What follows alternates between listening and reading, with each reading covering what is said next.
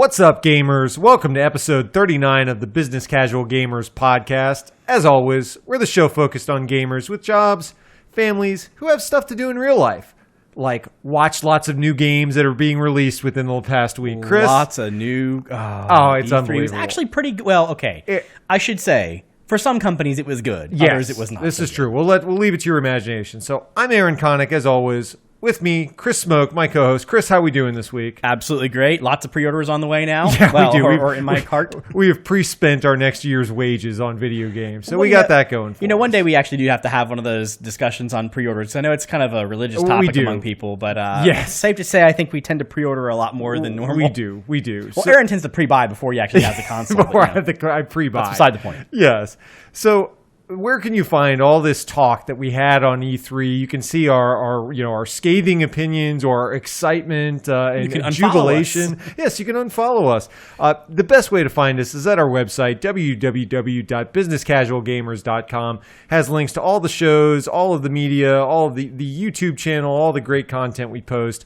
Obviously, whatever podcast means you use to access us, whether on iTunes, whether on Google Play, whatever you use, we would love for you to check us out. And if you've listened to the show for any length of time, we would really appreciate if you take a few minutes just to review the show. It's something that if there's anything that you could do to support us, obviously we don't ask for money. We don't have some crazy program to pay for our stuff. All we ask is that you help us spread the good word to a lot of other business casual gamer-minded individuals out there.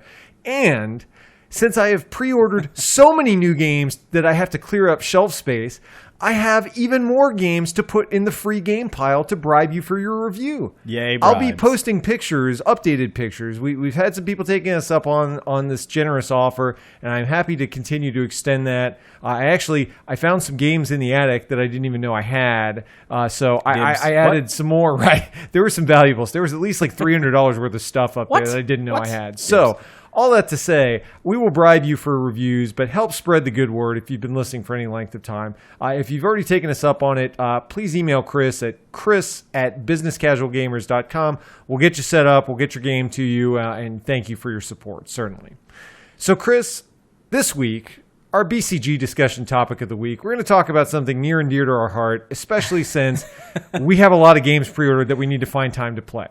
So this week, we are going to talk about finishing games. So, Chris, there was a time when the credits rolling, the little bit of text, a winner is you, something at the end of the story, and a big the end splash screen.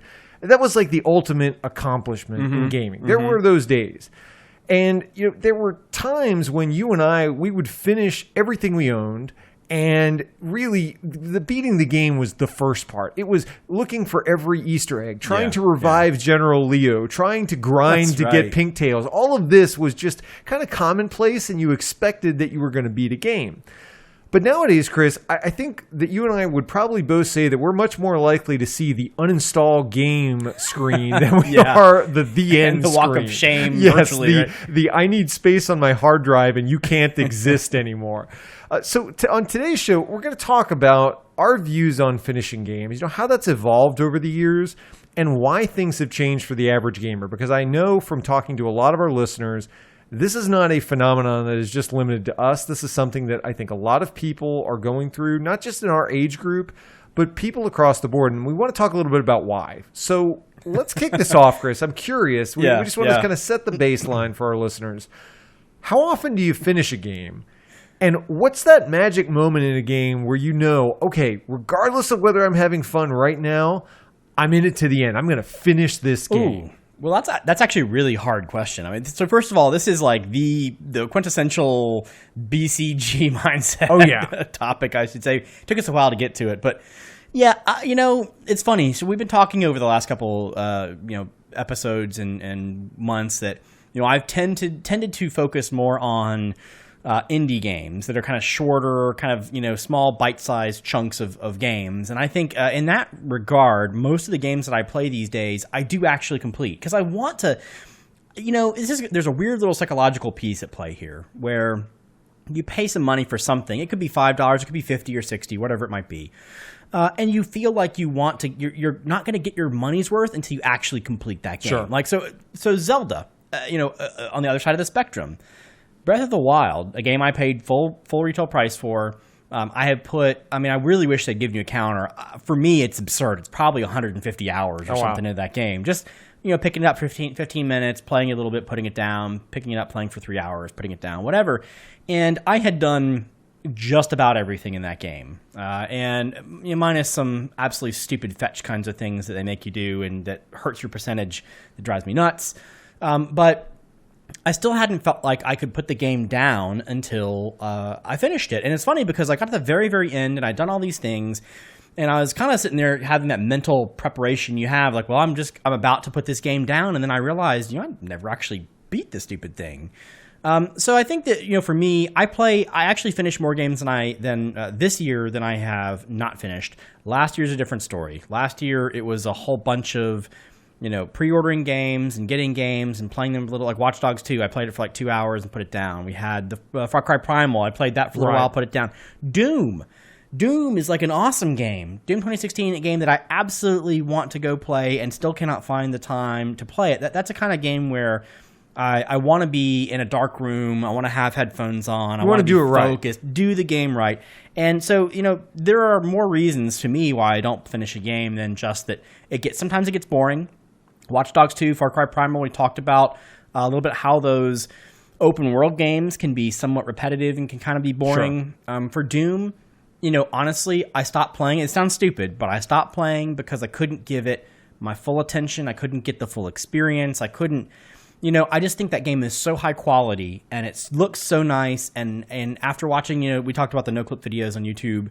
After watching some of those developer interviews and things like that, like I just feel like I just can't. I'm not even doing this game justice right now. How about you, Aaron? Have you finished a lot of games recently? It's funny because I used to finish everything I bought, and even though I bought a lot of games, I was pretty much committed that unless I just really, really didn't like a game to where it left a sour taste in my mouth, I would pretty much finish every game I owned.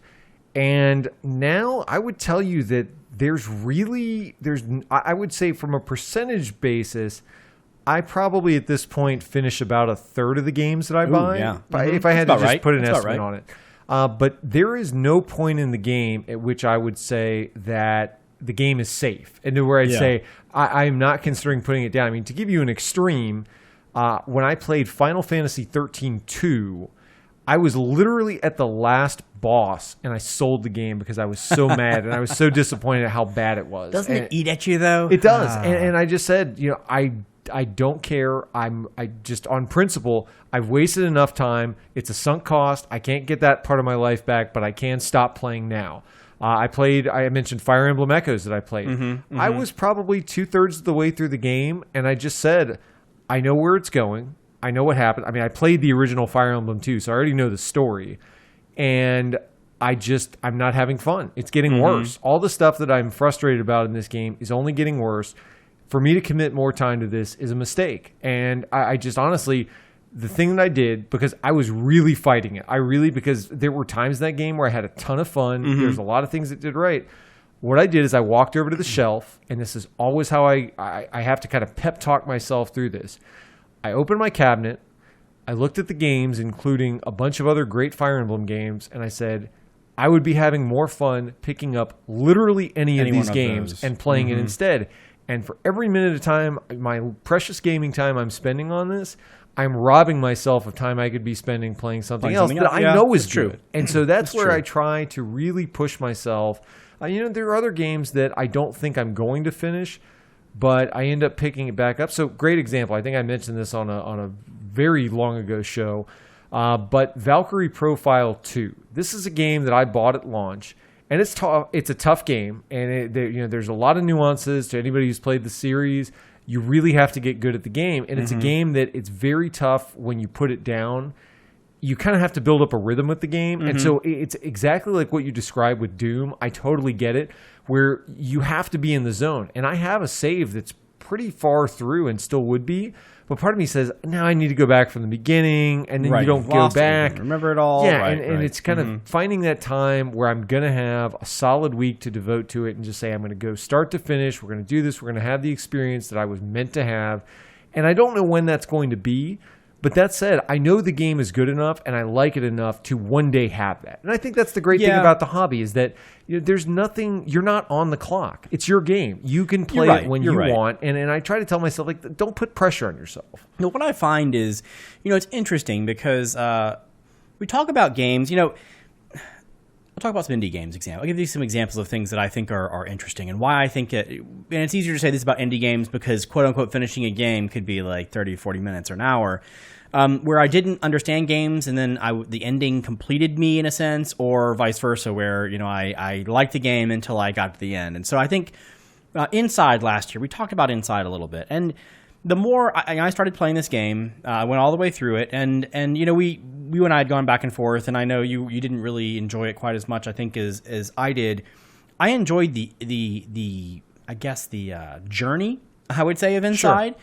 But when I got to the end and the last quarter of the game and certainly the end of the game, I felt like it kind of started to slow up a little bit. Or it didn't make much sense to me. And I know they're trying to say something, but I wasn't accepting whatever it was. And to that kind of a game, I am happy that I finished it because it got bad. It got not bad, but it got less desirable, less interesting towards the end of the game. And I was able to say, well, there was this part of the end that I didn't really enjoy, but overall the game was solid. Now, on the contrast to that, there are other games that I wasn't really feeling. Like I talked about 3/4 Home, a game that's we some people we talked about it in our games that are not really games episode a while back, and it's one of those games where you get in the car and you drive and you have these dialogue options and I'll be the first to admit, when I was playing that game, granted it's an hour and a half game, if that. But I was playing it for first 15 to 20 minutes, and I was thinking, this is kind of boring. Like, I don't really know what's going on. I don't really care about this dialogue. But as it moved forward, and certainly, I'm not going to give any spoilers again, but certainly by the end of the game had so much more meaning. And it's funny because, and that's why I really like this. That's why I still push myself as best I can to finish some of these games, because the ending of 3/4 Home made the game. It was like, oh my God, I know exactly why, the actual boring feeling that I was feeling at the very beginning of the game, I believe was designed into that game by the developers to elicit that response. And then in the end, the ending triggers you to really assess how you felt in the very beginning. So it's cool kinds of things. And so I always want to try and finish those games. And again, they're relatively quick in that particular perspective. But if you think about longer term games, one of the things that we'll eventually get into that I'm on this kind of diatribe on Twitter with, if you've been watching me over the last week and a half or so, I've been talking a lot about how, we're not really inventing any new kinds of games. And that's why I like indies, because an indie game could be like 3/4 Home in a sense, kind of boring in the beginning and then have the ending that just makes the game. It just like washes over the beginning of the game and says, this was here for a reason. This is why you're watching it. And, that is something that you can't get in a AAA kind of a game, because AAA kind of game is going to be one of the 4 or 5 genres. It's going to be like FPS. It's going to be, whatever it might be. And if you get an open world, kind of a mission-based open world game, kind of like a GTA style, or, some of the things we talked about with Far Cry, if you don't like that game, you're relatively assured that that's what it's going to be like for 40 more hours. Yeah, so let's talk about that. So one of the reasons why I think that we probably look forward to end of games more than we used to is I think that when we were growing up and playing games, there was no guarantee of a sequel. Most games were standalone games. Even the ones where you look back, take a Mega Man as an example. I mean, obviously not a story-focused game, but at any given point in Mega Man's history, even when you got to Mega Man 3 and you say, okay, they've clearly done well enough to make 2 of these, 2 other games, so something must be going well. But there was never an expectation when a franchise would come out that there was going to be more than one, even if it sold well. Right. And granted, that was a time when there were a lot of developers said, well, I want to make something new. I want to explore a new concept. The technology was morphing rapidly. Nowadays, I feel like if I were to pick up a new franchise, I really feel very little urgency in most cases to finish a game because in reality, I know they're probably setting up the trilogy, right? Everything has to be a trilogy these days. Right. It's taken over the movie industry. It's taken over video games. And it's really, I think it's taken a lot of that special feeling out of what does it mean to beat this game? Mm-hmm. Because in most cases, what you're dealing with now is one, an incomplete ending, which granted, it may set up a great trilogy that taken as a whole is an amazing storyline and greater than the sum of three parts. Mm-hmm. But you have lots of stuff happening across a trilogy, so you always feel like they're leaving just enough out to leave the door open for the next game. Mm-hmm. You have DLC mixed in that, where they give you an incomplete, in some cases, in the worst cases, a very incomplete, like a Final Fantasy 15, as I mentioned. You have a game that just doesn't feel finished, or that important plot points. I mentioned the Assassin's Creed on a past show.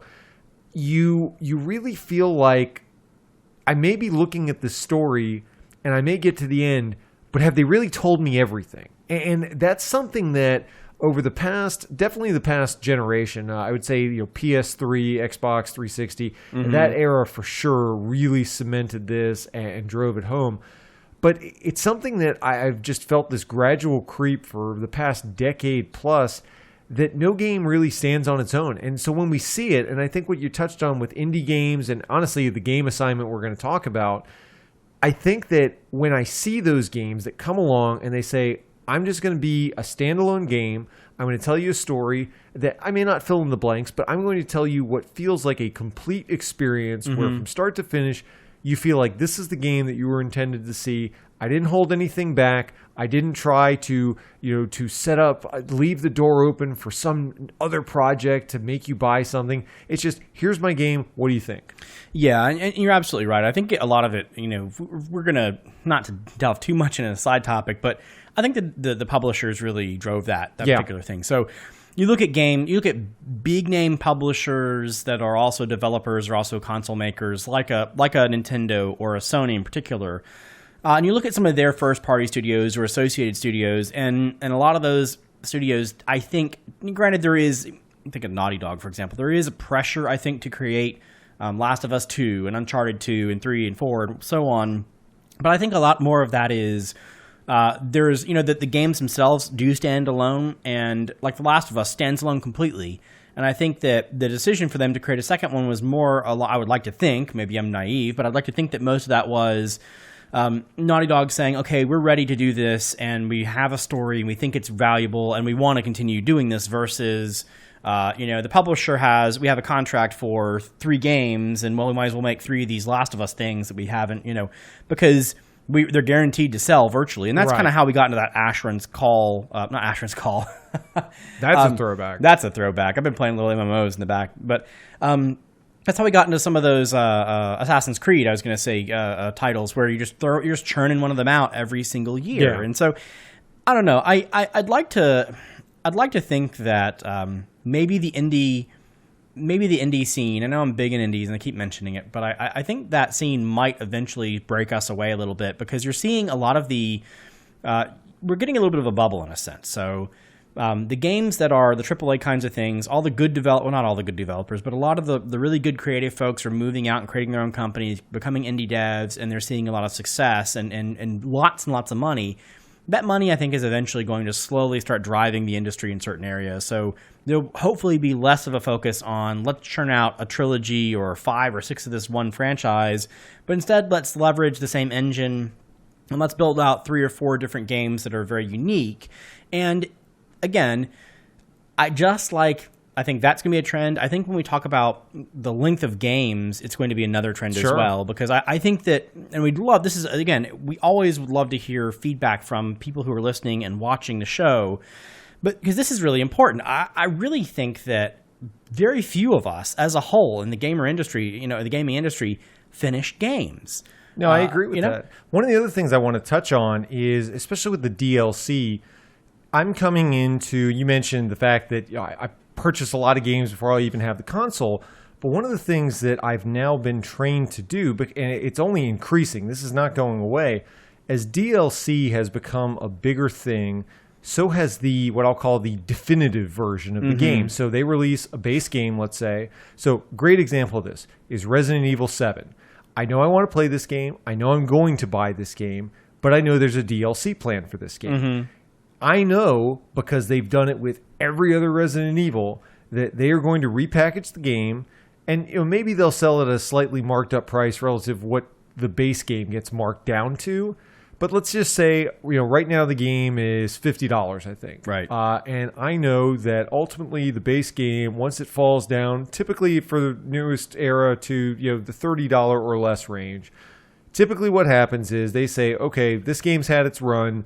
At this point, we're only going to be able to kind of move the inventory that we have. Everybody who's wanted this game has bought it. The only way we're going to move more units is to make it a budget price and to give people to give it a try for $20, $30. Right. At that point, what they do is they release the definitive version that says, all right, we're going to give you the base game, we're going to give you a new package, and we're going to put all the DLC. So if you didn't buy it before, if you were on the fence, we're going to give you a reason to go back. You'll pay a little bit more, but you get more. And the problem, Chris, is most of the times that publishers are putting DLC into games, they're not putting some mission that's that's completely outside of the storyline.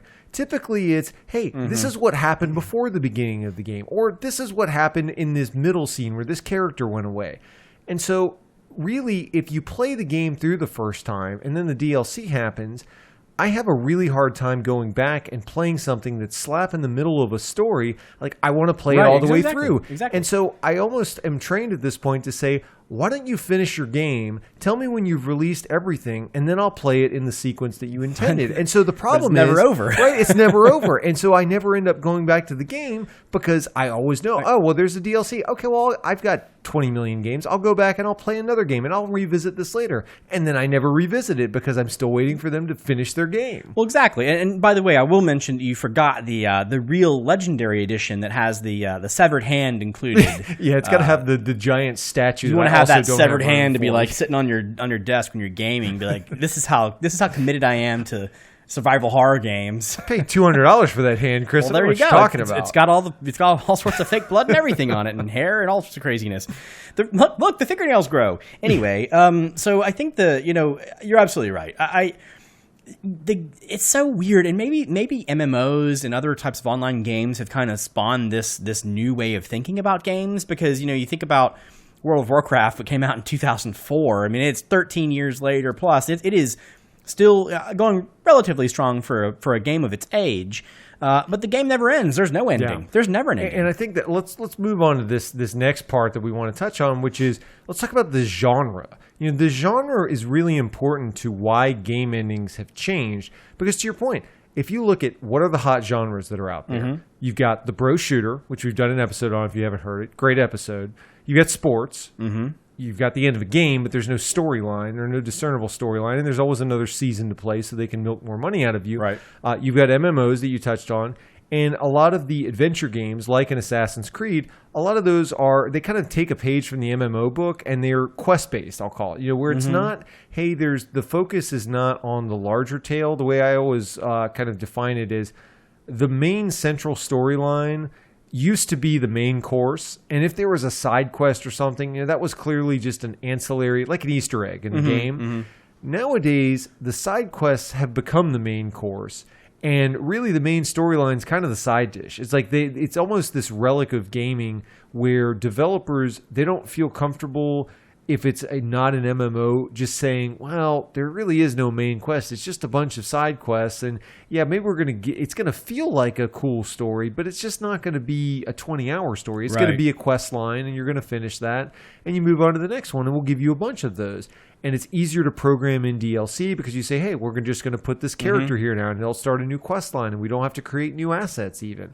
And so I feel like the fact that the popular genres have moved in a direction where story isn't even that relevant, I think that's contributed. And one of the things we've talked about, and I want to get your take on this, you have seen the story-centric genres of the past, so the RPG that we all grew up playing, they are really trying to take a page from all of those other genres that I've mentioned, and that's why I think you have Final Fantasy 15 that has all these sub-quests, but they can't figure out how to write a main plot line because they've invested all the time in developing the side quests. Well, it's all that. It's that content thing. Everyone keeps saying more content. We have 147,000 hours of gameplay here, including, VR fishing, right? I mean, stuff that is, no offense to you, those of you who really want the VR fishing thing for Final Fantasy. But I'm sorry, I'm going to offend our listeners. Okay, if you wanted a stupid giant fish instead of a storyline, I will literally stab you with a fishing pole.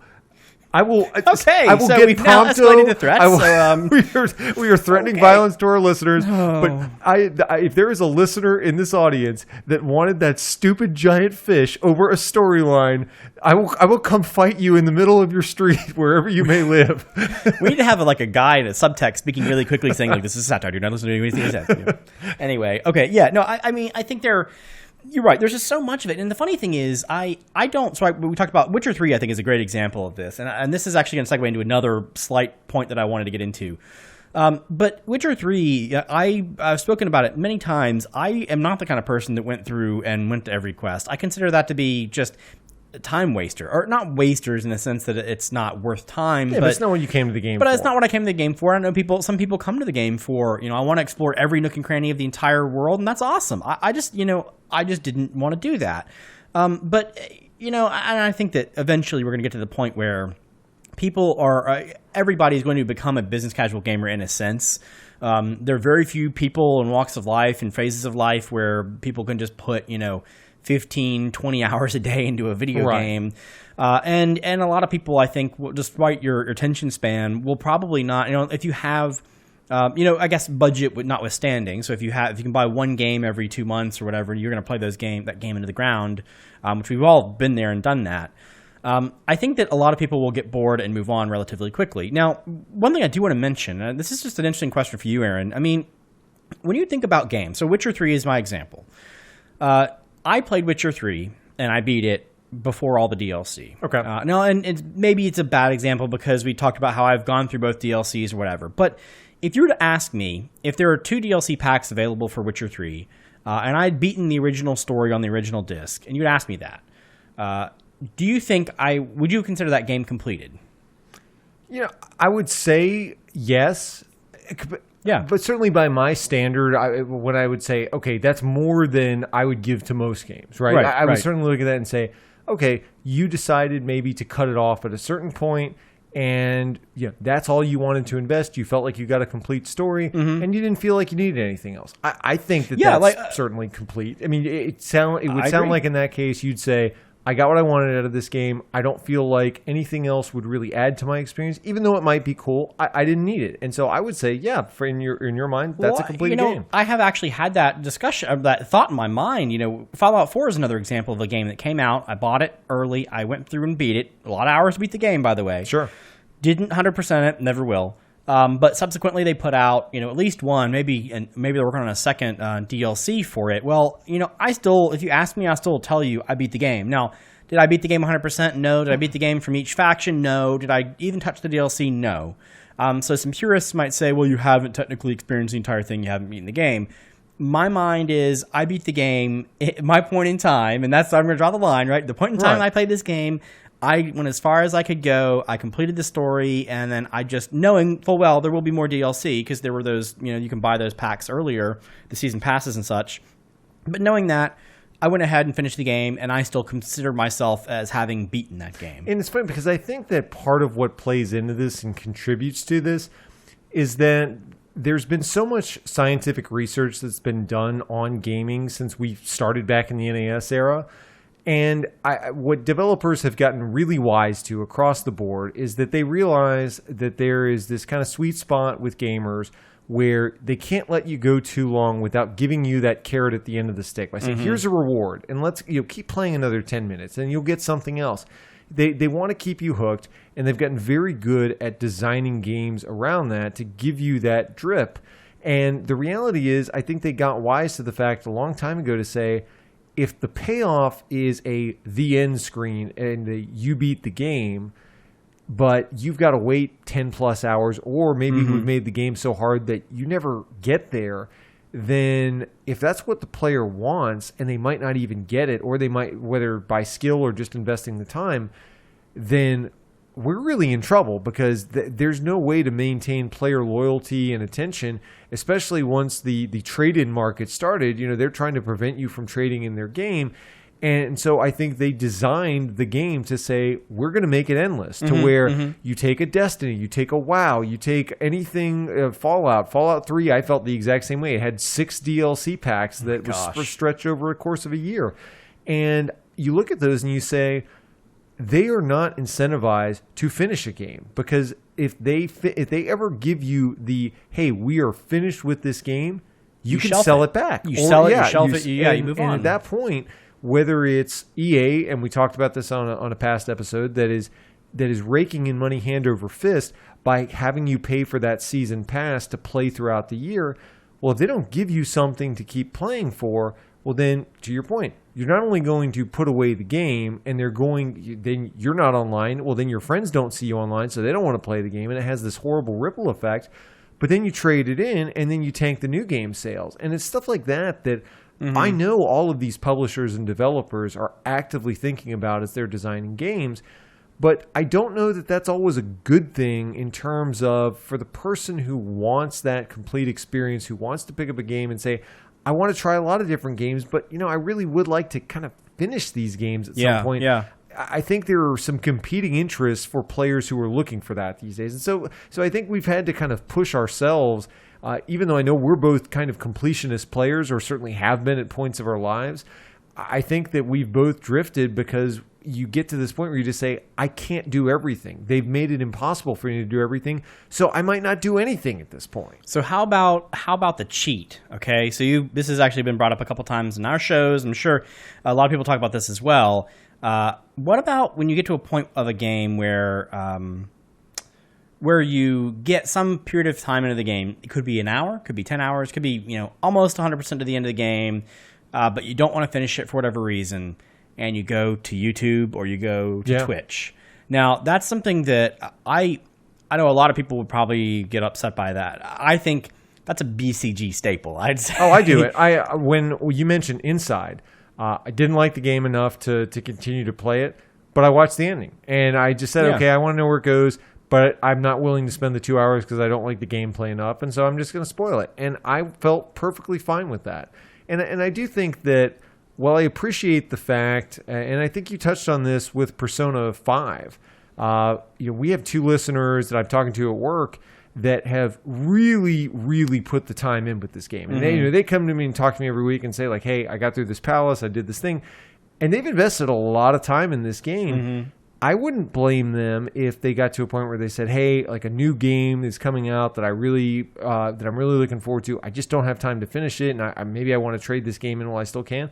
I would totally understand if they wanted to just see it. I mean, they've invested time and they got what they wanted to out of it. If they want to play more, they'll play more. If they feel like they've gotten enough, then I feel like they ought to feel like they can make that decision, knowing full well that they finished the game based on what they wanted, and they filled in the blanks where they wanted to fill in the blanks. And we're thankful that we have Twitch, and we're thankful that we have YouTube to be able to fill in those gaps quickly for us. You're absolutely right, and that brings up a really good point. I mean, in the end, we shouldn't lose sight of the fact that this is all about getting fun and getting pleasure out of, or entertainment, whatever it is that you're getting out of video games. Just getting that piece. Doesn't matter if you play the game for 5 minutes or an hour or all the way to the end.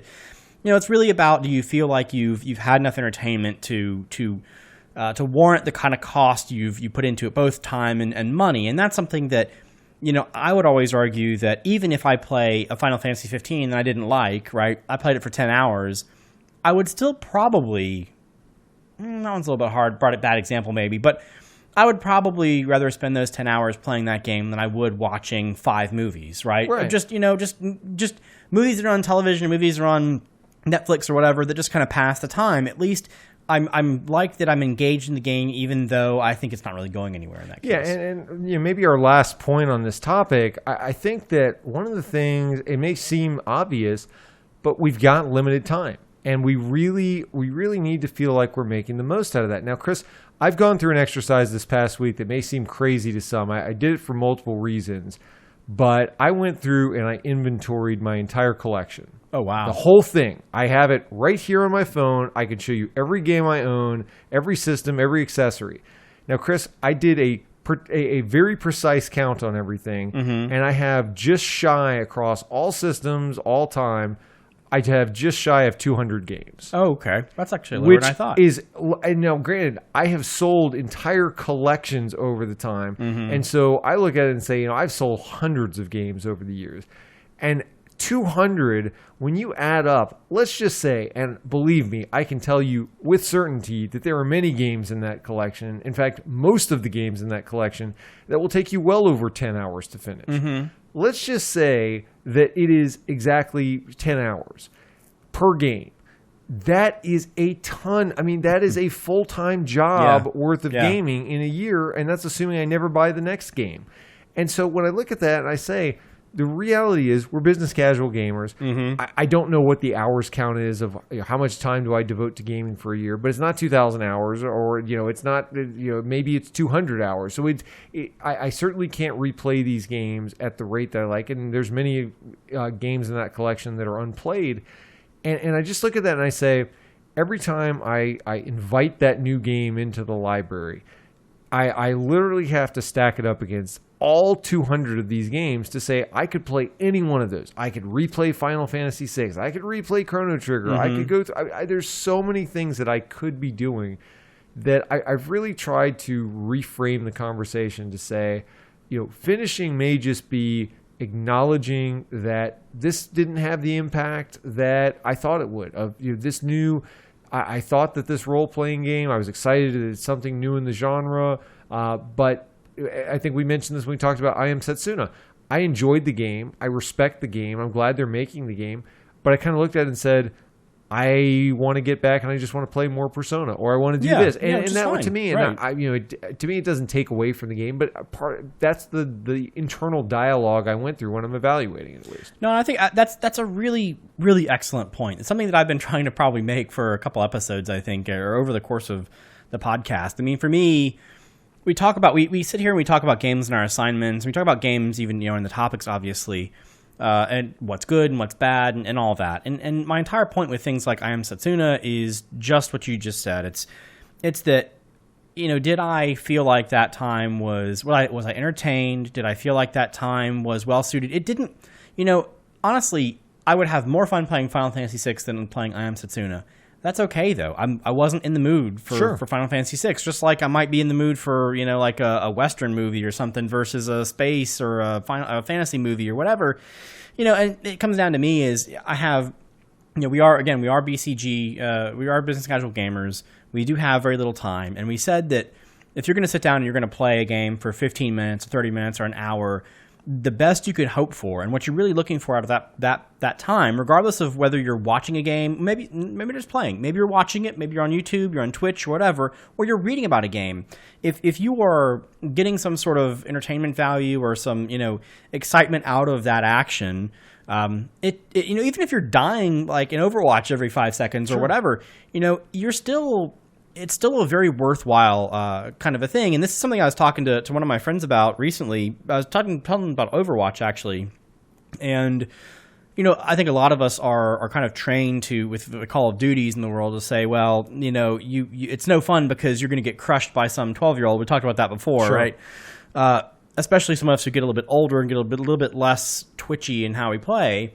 But Overwatch is something that's so interesting in that Blizzard has designed this game that I still enjoy getting pummeled. Whether I'm winning or I'm losing, or whether I'm picking the quote-unquote wrong class for the time, for the comp, or whatever it is, I'm still having tons of fun playing that game. And people will look at me, when we first started, I had some friends that I was playing with, and we'd kind of compare and contrast our records and things like that, how long we played versus our level, and eventually we just realized it doesn't really matter at all. I mean, none of that matters. It just matters that we go in there and, if I want to just be Tracer and just zip into things as fast as I possibly can, get myself killed and start over again, that's fine. That's a valid experience, exactly. Yeah. So we'd love to hear from you, the listener. What do you think? We'd love to hear both what your completion percentage is, so to speak. Yeah, and what definitely. are your thoughts on that? And then how do you frame up this whole argument of why have you seen yourself finishing less games, and why? What do you think? Is it any of the points we touched on, or are there other things that maybe we haven't talked about? We'd love to hear from you. So certainly hit us up on Twitter, find us on businesscasualgamers.com, and we'd love to interact with you. So with that, we're going to get into our game assignment. So Chris, tee this up for us. So you assigned me an interesting one. This is a good one. And I admittedly, I didn't necessarily cheat, but this is one that I played last year. And I wanted you to play because I know you had so the game is The Last Guardian on PS4. And one of the things that we knew is I know that both you and I had played the quote-unquote spiritual predecessors, same development company, and I don't think the worlds are necessarily intertwined, but from a story perspective, but they are all very similar games, and there are some nuances that make you kind of understand this coming from the same developer. But I wanted to see how this played out, because the funny part about how this game, I guess maybe the sad part about how this game was introduced last year was, obviously there's this black eye in the development. It took nearly as long as Final Fantasy 15 to develop. No one knows why. It was eventually at first a PS3 game, I think. Yeah. And then it morphed at some point in its development into PS4. But we've got some really interesting reviews if you go look at it. I don't know what Metacritic has it at now, but you've got groups like the Easy Allies, who, ex-Game Trailers guys, really, really good, strong guys. They give great reviews, who loved the game. And then you have other people in the video game industry who just think the game is garbage and wouldn't even give it 5 minutes. And so one of the things I wanted to do was have this conversation, get you to play it, knowing that you love every game that you play. And see what you think about this particular game, and see if we can kind of unwind and unpack some of that oddness we've seen with this particular game. So, yeah. So let me set the stage with a couple of things. So, as we'll talk about in a future show, Eco and in more particular, Shadow of the Colossus are two of my favorite games of all time. I mean, I am one of those that will pile on and say, if you want to talk about video games as an art form, those are the two games that I would hold up and say, even if you don't like video games as a preferred medium, you have to play these games. Just check it out. Even if you don't finish it, check out the game, and you will experience something different than maybe you were expecting. And so with that, I want to kind of lead this conversation off by issuing an apology. And I want to apologize to Sony, and I want to apologize to Fumito Ueda, who is the head of development for. Obviously, there's a lot of people who contribute to the development of these games, but he was the person that led the teams for Eco and Shadow of the Colossus. The reason I hadn't played this game was really twofold. So one, Chris mentioned the troubled development cycle, and let's be honest, something seems like it's just caught in this development spiral, that it feels like vaporware, that they keep showing it and not showing it at E3 and stuff like that. You rightfully have doubts to say you heard all the news that this was going wrong. But the other reason is it came out at the same time within days of Final Fantasy 15. And I'm here to tell you that I bet on the wrong horse with that one. And I always knew that I was going to come back to this game just because I didn't really care. I mean, you look at Eco and Shadow of the Colossus, I think a lot of people, in particular with Shadow, they really jumped on the bandwagon, I think appreciated it and saw what it was. But I also think part of that reason is that Shadow of the Colossus has more combat, different style of combat. But I think that makes it speak to a lot more players and a wider audience. So let me just kind of give you some initial thoughts. And obviously, so I've played about a little less than halfway through the game from what I understand, just in prep for this.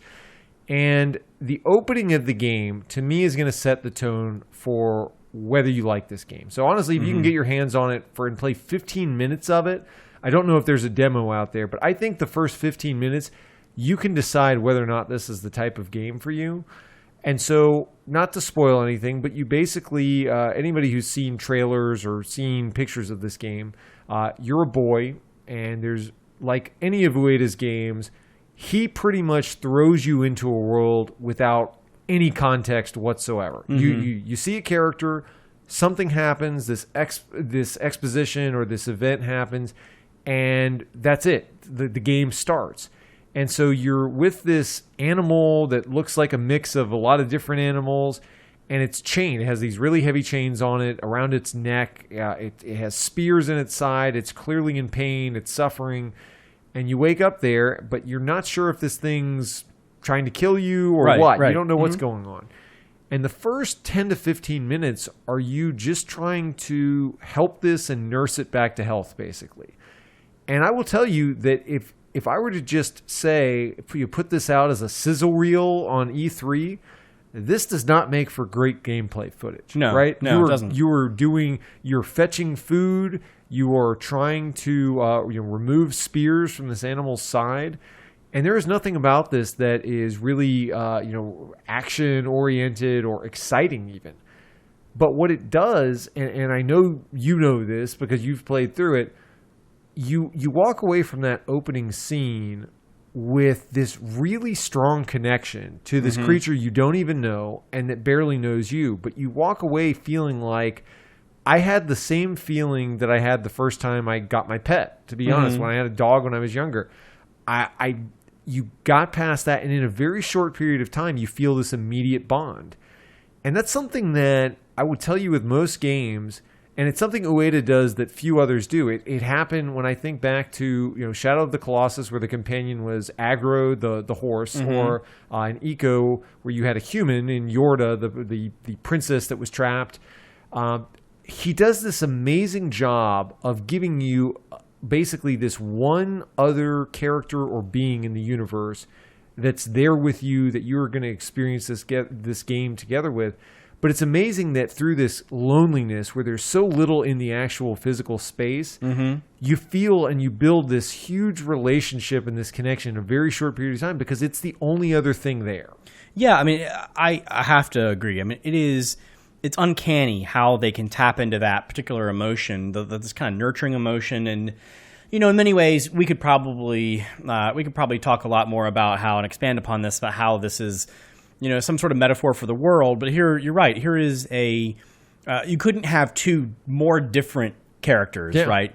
Or co-protagonists in a sense for this particular story. And, you have this, the entire thing is about growing that bond, to your point. I mean, again, I'm not going to spoil anything, but the cool thing about how that game continues is it's very, in the very beginning, it is admittedly, I think they're trying to be boring. They're trying to be, there's so little going on and there's so little instruction as to what you do. Yeah. It's just more of this, I'm lost, I don't know what to do. To your point, is this thing going to eat me? And then slowly, as you get to start working with Trico, as you start working through certain things, and you start understanding, you're both in this weird world, you don't understand what's going on, you don't know how, things just don't make any sense, and you start to learn how to connect to one another and start to rely on one another, and that bond building, to your point, is exactly like a dog. Yeah, and there was my favorite scene so far, and there may be many more scenes that top this later, but the scene that stood out to me where I just knew that there was something special about this game, frankly, is when you get past out of this prison area where you've been chained down and you've been climbing this building, and you finally get to the outside, and you're going, and the boy, your character, basically he says, well, I'm going to go back to my village, and he tries to kind of shoo Trico away, say like, okay, we're out, you're going to go your way, I'm going to go mine, I don't know what we helped each other, but this is kind of where the road ends. And Trico, he's clearly built this bond with you, and he doesn't want to leave you, and he follows even though you try to get rid of him. And it was just in that moment where it's just amazing feeling where you realize, like, this is not the end of the story. There's something deeper that's built, even though it's been a short period of time. Now, one of the things I will say, because anybody who's played Eco, this was, and I say this as it's not a problem, but it's something I experienced that's worth pointing out. So anybody who played Eco remembers, the whole gameplay was centered around, you are this character that, albeit not a very strong character, you're a boy, but you can wield a sword.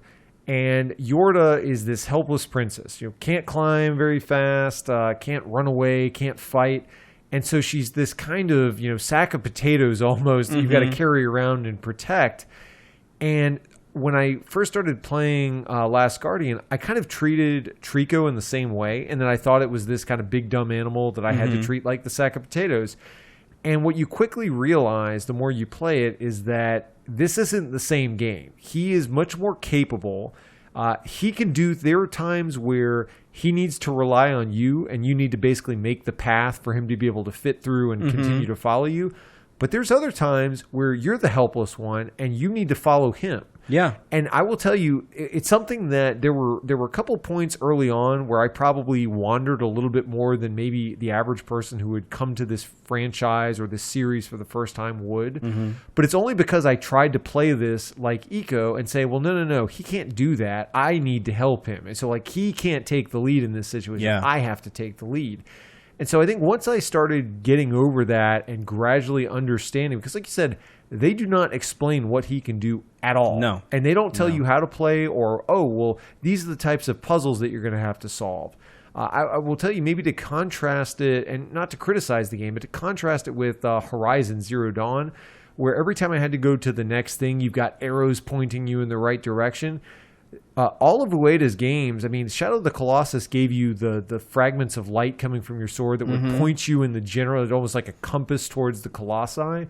But this game gives you nothing. It tells you, right. It doesn't highlight the rock that you need to target or anything like that. You just need to figure out how the world works, and you need to escape. And I think that even though you have these moments of, maybe frustration of saying, like, why can't I figure this out? I think that that's because we've become so conditioned at this point to have our handheld that I really appreciated the fact that they just said, you know what, we'll wait.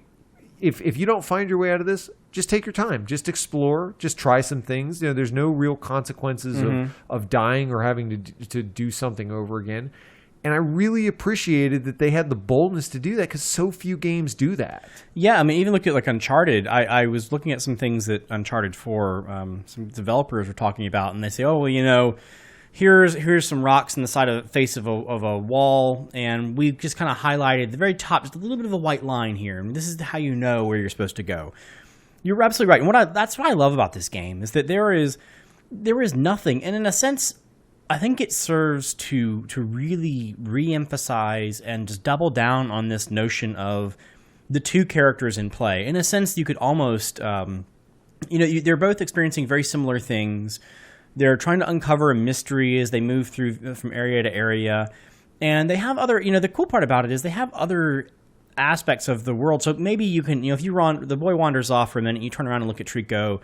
Trico might have found like a bird or something. And one of the things I will note that they did so well with this game, if you have never had a pet, you might not notice it. But if you've ever had a cat or a dog, Trico is such an amazingly perfect rendition of the combination of the two animals. Yeah, that's a great point. You look over there at Trico and he's like, pawing at a bird, or he's like bouncing up and down like a cat, like he's trying to pounce on things. And, those are the situations where you kind of forget what you're supposed to be doing. Like, I'm supposed to be going to the next level or the next piece or climbing the next whatever, finding the next area. And you're like, I'm just going to sit here and watch and see what Trico does. Yeah. Like, he'll roll around in the water and then he'll shake. And, that is such a... The game is really just intensely trying to get you to focus on this relationship as it's building. And you're right. There are many times in the game when I played that I was like, well, I'll just climb on this thing because it lets me, and I'll just keep going this way. I have no idea if I'm going to have to backtrack or what. I didn't really care. Yeah. And, oftentimes, I think almost every single time, I just happen to be going the right way. And it's so I think that they put some extremely subtle... I don't even know what it was. There's some sort of crazy psychological voodoo they put into that game to help you figure out where to go without actually calling it out directly. Yeah, and one of the things I want to point out from a story perspective... it's a bit of a spoiler, I suppose, but it's early on enough in the game where, and I want to entice our listeners to play this game. As Chris mentioned, you're kind of going through Trico's playful, even though in the very opening sequence, it kind of lashes out at you a little bit. Mm-hmm. You're at this point, you've kind of built this rapport where you can tell, hey, it's on my side, it's following me, it hasn't hurt me, it didn't eat me, we're good. And then you get into this room where something happens. And suddenly, Trico kind of goes crazy and loses control and turns on you. And what was so cool in that moment is if you compare to Eco and Shadow of the Colossus, in both of those cases, you had in Shadow of the Colossus, you had I'm forgetting the name of the god that basically is narrating and telling you what your mission is and telling you, sending you on this mission to kill the Colossi. But really, I mean, you totally trust an aggro throughout that game. You don't think the horse is going to turn on you. Right. You don't think this helpless princess, even if she's setting you up or leading you astray, you don't think she's going to suddenly be the villain. Trico, though, is a large, menacing creature that could be a threat to you. And so when you go through this sequence in the game, you go from feeling really safe, like, okay, I can depend on this creature, even though I don't really know how it works, or it's an animal, so it's a bit tough to tame. Mm-hmm. I feel like I trust it. And then it was so amazing how they break that trust. And they, even though it kind of regains its senses, you're kind of wondering throughout at that point forward, is Trico on my side? Like, is he going to be able to, is this going to happen again? Am I going to have to worry about him going forward? And I love that's a new element that if you compare this to, you mentioned the spiritual successors, that's a really new twist that they put, that a way to put in his game that I really felt like, elevated or gave it something different that sets it apart from those other two games. I will say, the only thing that I could see aside from just, you're either going to like this style of game or you're not. And like I said, the first 15 minutes, if you don't appreciate that, I'm not here to criticize that, but I don't think you're going to like the game. But I would say that, Eco probably wasn't for you either. But if you were an Eco fan, I don't know how you don't like this game. Mm-hmm. The only things that I can think about that I've seen that, may be legitimate, and I'll see this more as I finish the game. But the control scheme, I know I heard people comment on. A little bit awkward. And I think, this is where I try not to forgive a game and call a flaw a feature, right? I think a lot of times people make that mistake. But I think that there are a lot of times where people said, I wanted to do this, and Trico wouldn't respond and do what I wanted it to do. And I haven't had anything yet where I had like multiple retries where it just wouldn't do. So as an example, let's say you have to jump up to a platform. You have to basically call Trico over, and it's not like you're painting an area on the ground to say, well, go sit exactly in this spot and, sit here, sit still, raise your head so I can get to this platform. It doesn't work like that. It works like you're talking to a wild animal and you're trying to kind of say, no, come over here, come closer. And you're trying to coerce it into doing what you want, but it doesn't do exactly what you want. Now, I haven't experienced anything where I couldn't do what I needed to do in a reasonable period of time or reasonable number of tries or by repositioning it a little bit. But I could sense I would not blame somebody who is used to precision control and being able to point and say, stop on a dime. I know what I need to do. Trico, why aren't you listening to me? This game sucks because the controls don't work. I could see somebody having that complaint, but I also think that adds to part of the charm for me. It adds to the narrative. It really, yeah. I mean, I think they intended, as frustrating as it could be, they intended to add that to the narrative to help reemphasize that, this isn't just a squad shooter where you say, go over there behind that box and shoot this thing or do whatever.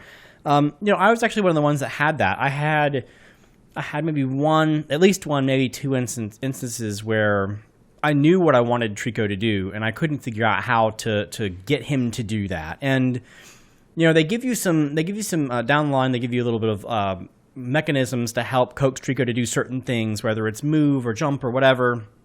And those are helpful.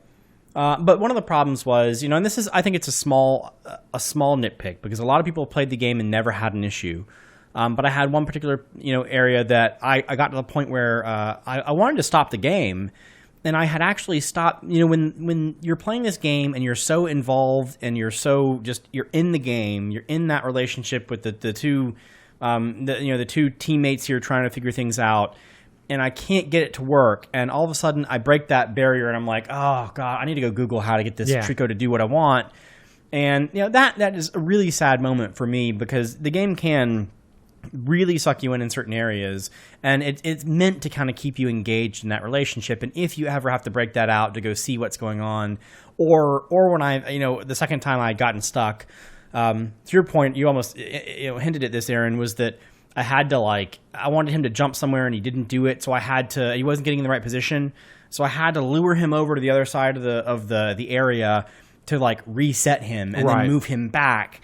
And I don't know if that actually happened. I don't know if that actually reset him or not. But the fact that I thought about that, I thought more about the code. How did the developer code this thing to know when to jump, and what point do I think that they would trigger the animation or the thought process in the AI or whatever to make this jump. Yeah. And that just is it's unavoidable, I think, in the fact that you have the opposite side of the spectrum is they have put so much autonomy into this almost living being in the game that I would not have it any other way. I would rather experience these frustrating moments and have that be part of the character and the eccentricities of this character than to have a character that doesn't just walk over to a puddle and just flop into the puddle and roll around and then get up and shake. That's there not because they coded Trico to go over there and do that, but they coded Trico to kind of just play around and do things as the boy runs around and explores. Yeah, and I would say, so maybe closing thoughts on this. I am not the type I want to finish this game because anybody who played Eco or Shadow of the Colossus knows, the game those games just kept getting better. So I don't want to shortchange myself and make too many broad comments without finishing it. But one of the things that you realize playing this game is that there's not a lot of games like this. Eco and Shadow of the Colossus, those were two games where, as each one of them came out in succession, I always had this feeling like this may be the last game like this. They may not be able to greenlight another one. I was happy that definitely Shadow of the Colossus sold well. But this is part of the reason that over time, I know it comes out on the podcast that I'm kind of a Sony loyalist at times, but it's really these games, more than any others, that have really built that loyalty to say they put a lot of money into making this game. The development cycle was long enough to where even if it was a budget game, which it isn't, it's a very beautiful game, this took a lot of time and a lot of commitment to get this game released and developed. And the fact that I have these 3 games in my collection now, these are games that I would never get rid of. Even if I get to the point where I say I've played through these games 5 times and there's just nothing left to do and I just don't feel like doing it again, this is a game where I want to be able to hand to somebody who has never played this and say, you just need to experience this. And even if you won't buy it, I'll lend it to you to where you can experience this, because I think that it's something that only video games can do, is to give you that emotional attachment by really having you assume the role into this world where there's not a lot of background and you can really kind of take on the role of this boy and have this relationship with the pet. And there aren't too many experiences out there that really come close to this. And I really appreciate Sony. I really appreciate Ueda and the team for really committing to an art form and saying, I'm going to make the game that maybe it doesn't get the sizzle reel at E3 or whatnot, but I'm going to make the game that tells a story that I want, that is fun, that has discovery, that has excitement. And I'm so appreciative that this game exists.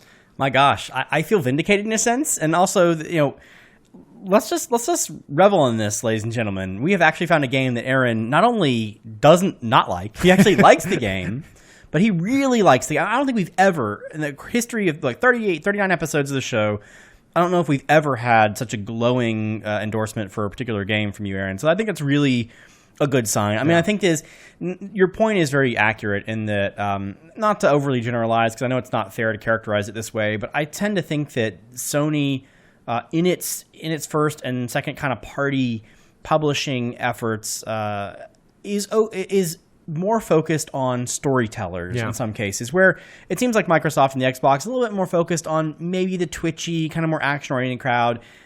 I could not see a game like this coming out on Xbox One, but it's because admittedly it's a big risk, because there are a lot of people who just natively will not like this particular type of game. I could totally see if somebody came to me and said, I didn't like Ico or Shadow of the Colossus, I'd say skip this game because you're not going to like it. You're not going to put in the time. You're going to get bored. You're going to get to that first puzzle and just say, where do I go? What do I do? It's been 5 minutes. I can't figure it out. This game's terrible. And I don't dismiss that. I understand it. But for the people who this game is for, they are really going to like this game. And that's the part where I just say, I appreciate the fact that they are willing to go after an admittedly niche audience and say, we're not going to try and make a game for everybody, but for the people who it's for, they are going to love it. Yeah. No, that's a great wrap up. So with that, Chris, we're going to assign you next week's game. Yes. And this is one where I've seen this climbing in the Amazon sales numbers. I've never played this game, the series. I don't know a ton about it, other than it's very popular and it's selling well. It's been reviewed well. But Chris, we're going to be assigning Nier Automata for the PS4. Yes. I have heard that this is like every genre packed into one, and all of them things that I generally like. So I don't know what all that means, and I have no idea how this is going to all come together into a singular game. But you're going to play it, and you're going to tell us, Chris. Yeah, I'm actually really excited about this. Number one, because I'm a big fan of 8-4 Play. It's a Japanese localization team. They're a team in Japan. They do Japanese localization. So they actually did the localization for this game, including some of the voice acting in English as well. And so any chance that we can help them, I'd like to do that as well. And I think that they tend to pick games that they don't want to localize garbage. Right. So I'm hoping that that's a good sign. Likewise, all the other things you mentioned as far as good reviews and people kind of talking it up. And it seems to me at face value, just kind of looking at some of the video ahead of time, I think that it is a really interesting, compelling game that has a lot of little eccentricities to it. So I think that's going to be a fun play for me. And we'll just have to see next episode what I think about it. Yeah, it's going to be great. So with that, we're going to bring episode 39 to a close. As we mentioned earlier, hit us up, businesscasualgamers.com, Twitter. Obviously, if you feel so inclined, leave us a review. We would certainly appreciate that. Collect your swag. It is waiting for you. We will post pictures of the stash, and certainly if you want to list, shoot us an email, chris@businesscasualgamers.com. We still have merch, by the way. We still got merch, too. Not that anyone buys it or wants it ours. We still got merch. I like my T-shirts. Yes, we got it. So with that, we're going to bring the episode to a close, and we will see you in 2 weeks. Thanks, all.